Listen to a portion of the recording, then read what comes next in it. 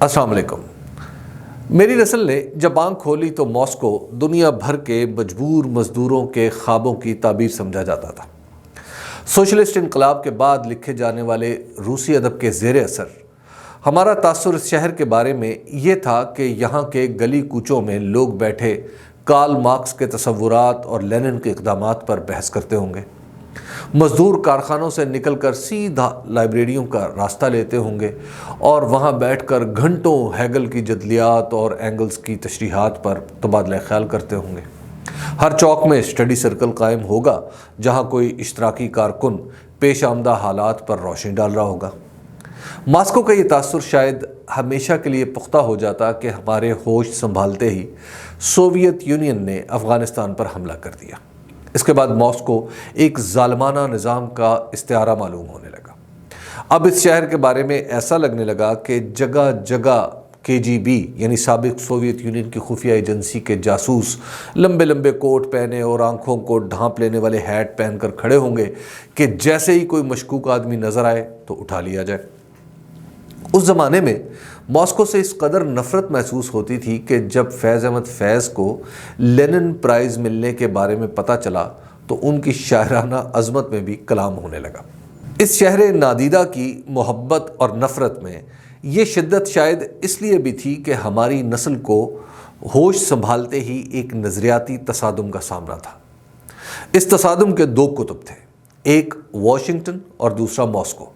Washington جمہوریت اور فکری آزادی کا نشان تھا تو ماسکو مساوات اور خوشحالی کا سنگ میل۔ لطیفہ یہ ہے کہ ٹکراؤ کی اس فضا میں جمہوریت اور مساوات بھی ایک دوسرے کی ضد معلوم ہوتے تھے۔ جب سوویت یونین ٹوٹا تو ماسکو کی محبت یا نفرت بھی دم توڑ گئی۔ یہ شہر اور اس کے بارے میں سارے متضاد جذبے بچپن کی خطا کاریوں کی طرح دل و دماغ کے نخاں خانوں میں جا چھپے۔ یہ سارے خیالات اس دن انگڑائی لے کر اپنی خشک ہڈیاں کڑکڑاتے ہوئے بیدار ہوئے جب دنیا ٹی وی کے MD نوید کاشف صاحب نے فون پر بڑے عام سے لہجے میں کہا، یار تم ماسکو تو چلے جاؤ وزیر اعظم کی دورے کی کوریج کے لیے۔ نوید صاحب کے انداز گفتگو کی خاصیت ہے کہ بات جتنی بھی بڑی ہو اس کے لیے لہجہ اتنا ہی عام سا اختیار کر لیتے ہیں۔ عام سے لہجے میں کہی گئی یہ بات سنتے ہی میرے تصورات میں دفن ماسکو یکدم ایک زندہ حقیقت بن گیا۔ طے پایا کہ وزیر اعظم کے دورے سے ایک دن پہلے مجھے ماسکو پہنچنا چاہیے۔ چونکہ ماضی کے برعکس اس دورے کے لیے حکومت نے وسائل فراہم کرنے تھے، نہ سواری کا انتظام کرنا تھا، اس لیے کچھ آزادی میسر تھی کہ کام کے ساتھ ساتھ تھوڑا بہت شہر بھی دیکھا جا سکتا تھا۔ وہ گلی کوچے دیکھے جا سکتے تھے جن کے بارے میں پڑھتے ہوئے ہم بڑے ہوئے تھے۔ ریڈ اسکوائر کو دیکھنے کی خواہش بھی جاگ اٹھی کہ جہاں کارل مارکس کے خیالات کمیونسٹ مینیفیسٹو اور ڈاس کیپٹل سے نکل کر باقاعدہ ریاستی نظریے کی شکل میں ڈھلے تھے۔ کریملن کو دیکھنے کی ہوس نے بھی چھپ کر سینے میں جگہ بنا لی اور پچھلی صدی کے اہم ترین سیاسی رہنما لینن کے مقبرے کی زیارت تو یوں سمجھیے کہ ایسی تھی کہ اس خواہش پر کئی آرزویں قربان کر دی جائیں۔ کہنے کو یہ سفر صحافت کا حصہ تھا، مگر یقین مانیے میرے لیے نظریات کے ایک گم گشتہ جہان کی بازیافت بھی تھا۔ ایک زمانہ تھا ماسکو کے لیے پاکستان سے PIA کی پرواز براہ راست چلا کرتی تھی۔ جیسے بہت کچھ ہماری اجتماعی نالائکی کے علاوہ میں جل کر خاک ہو چکا ہے، اسی طرح یہ ایئر لائن اور اس کی پروازیں بھی اسی کی نظر ہو چکی ہیں۔ اس لیے مجھے کسی غیر ملکی جہاز کے ذریعے ہی ماسکو پہنچنا تھا۔ سو ترکی کی ایئر لائن کا انتخاب ہوا جس نے مجھے لاہور سے پہلے استنبول پہنچانا تھا اور وہاں سے ماسکو۔ پیر کی صبح 8 بجے لاہور سے سفر شروع ہو کر روس کے مقامی وقت کے مطابق رات 8 بجے ماسکو میں ختم ہونا تھا۔ پاکستان کے حساب سے یہ 14 گھنٹے کا سفر ہے، لیکن وقت کے فرق کی وجہ سے اس میں 2 گھنٹے کی کمی ہو گئی۔ استنبول سے ماسکو جانے والا جہاز اس جہاز سے کافی چھوٹا تھا جس کے ذریعے میں لاہور سے استنبول پہنچا تھا۔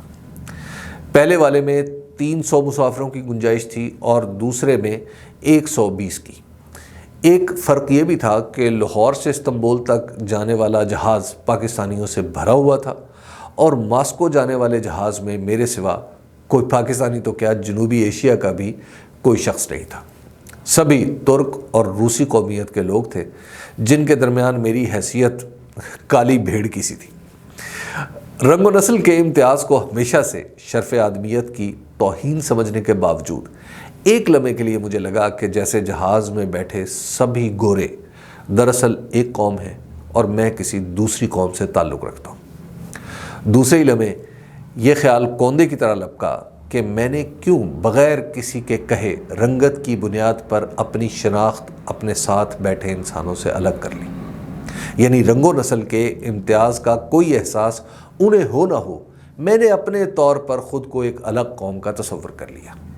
گویا رنگ و نسل یا دوسرے انسانوں سے کسی بھی بنیاد پر خود کو الگ سمجھنے کا خناس کسی دوسرے کے ذہن کی پیداوار نہیں، میری ہی ذہنیت کا فطور ہے، خواہ میں خود کو برتر سمجھ کر اس کا اظہار کروں یا کم تر جان کے۔